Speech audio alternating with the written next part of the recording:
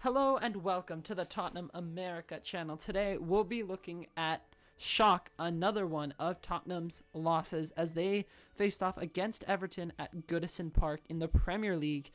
And this game was considered by many to be a relegation scrap with Tottenham in 15th and Everton in 16th, and the Toffees came out on top.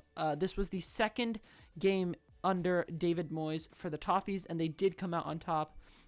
They came out storming in the first half with 3 goals, and Tottenham just could not let the game go without giving their fans a little bit of false hope. So in the last 15 to 20 minutes, Tottenham did get 2 goals back through Richarlison and Kulusevski. But, well, this is a very interesting season, isn't it? A very interesting season, to say the least. I mean, this game was extremely poor. I think in the first half for conceding the goals, where most of the stuff went wrong in the engine room. I feel like Sarr, Bergvall just got lost up there, and they could not track back, left their defense exposed, especially for Iliman Ndiaye's goal, where Dragusin was just left completely exposed. Yeah, and that back three did not work today. I mean, the back three did not work at all. I think at the beginning we weren't really playing a back three. I feel like Archie Gray kind of went into midfield more. Yeah, as the game grew in, but starting off with 3 at the back was terrible. Yeah, I mean, not a good decision at all. Yeah. In terms of who can hold their head high, let's get that out of the way first.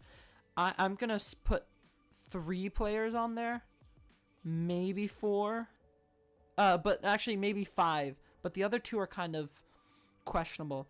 But the 3 who were outright excellent the entire game: Bergvall, Spence, and Kinski. They're the only reason that we didn't lose by 5 or 6 goals today. I would say Kulusevski. Kulusevski was clicking the entire match. He ripped apart the Everton defense multiple times. Kulusevski was on my list. For that one huge chance for Son. Kulusevski was definitely our man of the match. I would say really had 2 good performers: Spence and Kulusevski. Okay. Bergvall is hovering up there, and then maybe followed kind of closely by Kinski and maybe Madison. I thought Kulusevski. Go ahead. I thought Kulusevski was good for the second half. That's where he started really, turning on his engines. But he was absent the first half. I mean, he was not there. And I feel like he was absent, but there was that one moment where he just pried apart the Everton defense like he has done to so many other defenses. Gave Son a huge chance, which he should have put away. Yeah, that was absent for the whole half. He could have gotten us 1 goal there. Yeah. Created a huge chance for us. But I think we're in agreement that I think out of the 2 top players today, one of them has to be Jed Spence. Definitely, yeah. I mean, he was probably, I'd say, he was the most consistently good player over the entire 90 minutes. Yeah. The only player who was, excellent throughout. And it's a little bit funny because he's the one player that Ange actually doubted for a while. That's why he didn't make an appearance until this past couple of months. And now he's basically our only reliable player on the pitch. Yeah, it's crazy how he's kind of just come into the squad and he's just right from the off has started putting out these great performances. Yeah, and he's gone through a lot at Spurs. When Conte, he was here with Conte. Conte got no game time under Conte. He was loaned out. It seemed like almost no one wanted him here, but now he's in the starting 11. Now he's playing great. He's playing great football. I think one thing that tells you the most about him is he's been here since 2022, and he just made his Premier League debut. That says a lot. But let's go into the negative players. I think we've got a long list today. But I think the three players kind of at the top of that list are Son, Sarr, and Dragusin. I think Dragusin probably the worst of the worst today. And then Son and Sarr follow very closely. See, I would say our worst were certainly, I would say, okay, so we had a lot of Son. I'd say Son and Sarr are definitely on that negative list today. I don't know about Dragusin, because Dragusin, he was exposed for many of the goals, but that was because of the midfield. The midfield did not track back. I think a perfect example of that was the NDI goal. Like, what is Joakim supposed to do with Yeah, NDI, like, running at him like that? Saar and Bergvall completely leaving him behind, that's all true. alone. Like, what is he supposed to do? Yeah, that's true. But I also think that there were moments when Dragusin just kind of stepped off the ball way too much, did not engage, and that let Everton compress us way more than they should have. Yeah. Credit to Everton. I think they played pretty well today, but they were not go 3 goals ahead in the first half good. They were like No, take not a at all. 1-0 2 lead. We made that worse through our defending. Yeah. And I think And a I think lot of that Archie Gray, it was I just think not a he's good seen day for him. probably his first bad performance of the Yeah. season. Which is fine. But He's it's fine. 18 and He's 18 years old. he's I playing mean, game in the game own out. goal was pretty unfortunate. Yeah. So Um, the only thing is, I think he was definitely at fault for Everton's second goal. Like Sarr and like Bergvall, just completely left our defense exposed. yeah, Not that's true. tracked back. Yep. Yeah. Um I agree with you there. Sarr, yeah, I just thought he was pretty poor today. I mean, lost the ball so many times in dangerous areas, continually, again and again. He was just really poor. And then Son up top, his first half was probably the worst first half I've ever seen from Son. In past seasons, even when he's had poor performances, he's still been able to find the back of the net. He did not do that today. I think second half he started taking on some defenders and it was a little bit better, but that first half performance really dragged it down because he was really bad. That one finish from him was just so unusual from Son. Yeah. That is not Son. He had an open net. That reminds me of Son, in under Conte in the 22-23 season at the beginning of the season before he scored that hat trick against Leicester City. Yeah. That's what that gives me vibes of.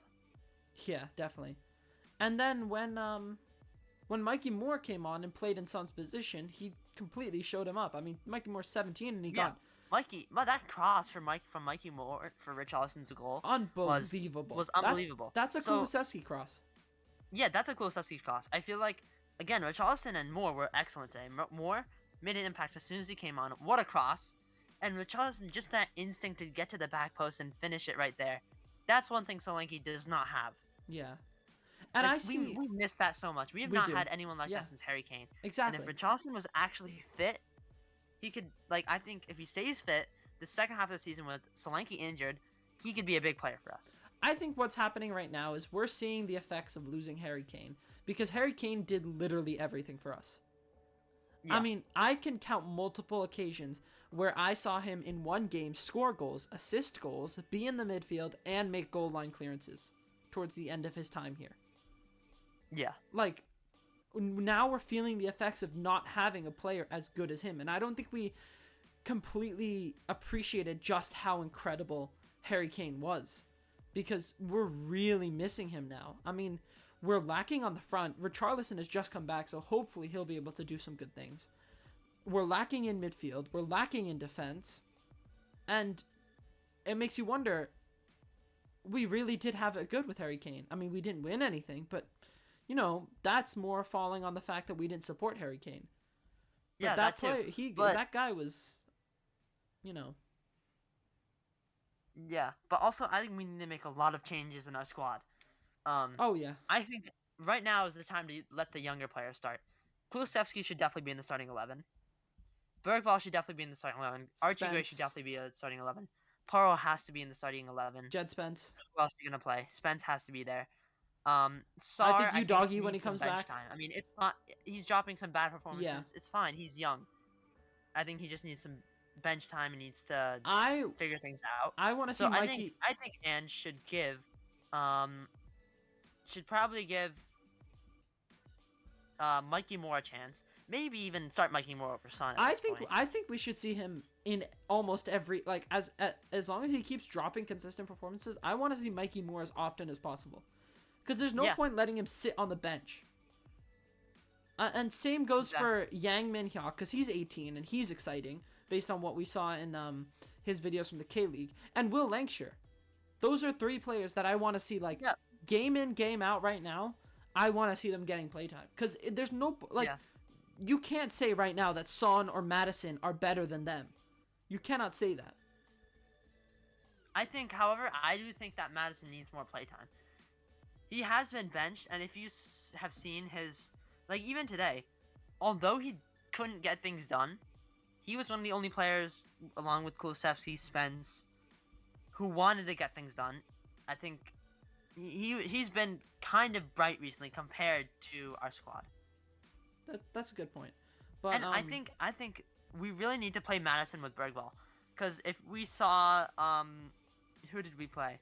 Was it against Arsenal? I think it was against Arsenal where we subbed Madison on, and as soon as Madison came on, Bergvall and Madison linked up very well. Mm-hmm. So I say we go in with the midfield of Madison, Bergvall, and then obviously the ideal midfield would be Madison, Bergvall, Bentancur, but Bentancur not here right now. I would definitely include a youngster there. If we can push Archie Gray up to, well, we should be able to push Archie Gray up there. Now we have Davies back, but now Dragushin suffered the head injury today. Hopefully it's not too serious, but if Dragushin and Davies are both fit, that means we can push Archie Gray up to midfield. Yeah. We can play Spence, Davies, Dragushin, Poro across the back line. Dragushin is such a hit or miss. Madison, and Gray. He played so much better against Liverpool, and then as soon as like the Arsenal game came in, and we just completely fell off. Yeah. And after this game, I have a feeling a lot of people are going to put on Ange, and I agree. I think Ange needs to do much better in adapting his tactics. So much better. 100%. Like, but we I should also not have be... I definitely have leeway for him, because look at the bench he had to play with today. Oh, yeah, no. That's what I was just going to say, because, okay, Ange should definitely be making sure that, we should not be playing a high line when we're 2-0 down to Everton. There's no reason in that remotely. And we cannot play a high line with Davies and Dragushin. Yeah. And Romero, definitely. And then overplaying players like Poro and, keeping Son and Madison in the entire game when clearly they were not playing well. That's the part that I don't get. But on the other hand, Solanke played every minute of every game of every competition and he got injured. And that's not surprising. And he called out in a press conference to the board that we needed to sign a striker, and nothing happened. And we're 19 days into the transfer window. Yeah. So the blame is split.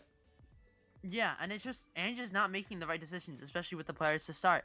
Right now, starting the youngsters is definitely the way to go. Mm-hmm. Like against Leicester, we have to see Mikey Moore start. Honestly, well, given how Richarlison improves, either Richarlison or Will Lancashire I want to see. Yeah. So I think if we have a Europa League this midweek, right? Mm-hmm. Hoffenheim, I think we're playing. Oh yeah. Oh yes, I think that is.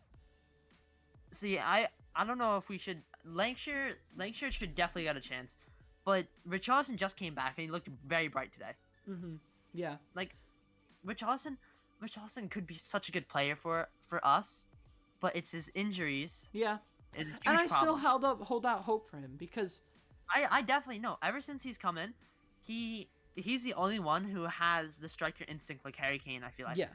For some reason, I feel like Solanke does not have that. He's a different player. He's got the more deep-lying number 9 that Harry Kane had, like the other element that Harry Kane had.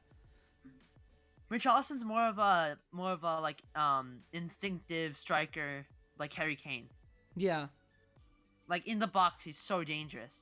Mm-hmm. From Solanke, it's more on the ball, hold up play, more creating chances almost. Yeah. So exactly. They're very different players, but I really think Richarlison can still do some good for us for sure. While Solanke, I know Solanke has not been playing too well in the recent games. Mm-hmm. I mean, our whole attack hasn't really been except for Kulusevski. I mean, I think this is a huge chance for Richarlison to shine and show Ange what he can do. Yeah, absolutely. But yeah, that's it for our thoughts on the Tottenham-Everton game. Another loss, and now Tottenham I think we're really thinking about relegation at this point because we're not that far off. Everton are 4 points behind us with a game in hand. We're sitting in 15th. They're in 16th. Manchester United went above us, although they did lose to Brighton.